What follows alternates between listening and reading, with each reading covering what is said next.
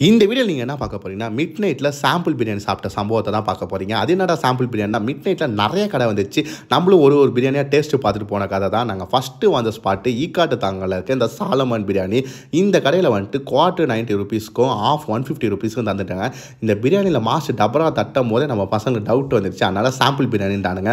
இங்க வந்து ₹150க்கு ஒரு ஆஃப் பிரியாணி வாங்கணும். நல்ல quantity of rice, 2 piece chicken, egg, raita, கத்திரிக்காய் பச்சடி ஸ்வீட்டோட கொடுத்தாரு. ஃபர்ஸ்ட் நம்ம பசங்க டேஸ்ட் பார்த்தாங்க. பீசஸ்லாம் நல்லா ப்ராப்பராக குக் ஆகிருக்கு. ஆனால் என்ன டேஸ்ட்டாக கொஞ்சம் ஆவரேஜாக இருக்குது. அதேமாதிரி பிரியாணி ரொம்ப சூடாக இருக்குது. இந்த பிரியாணி வேணாம், வேறு ஸ்பாட்டுக்கு போகலான்ட்டானுங்க.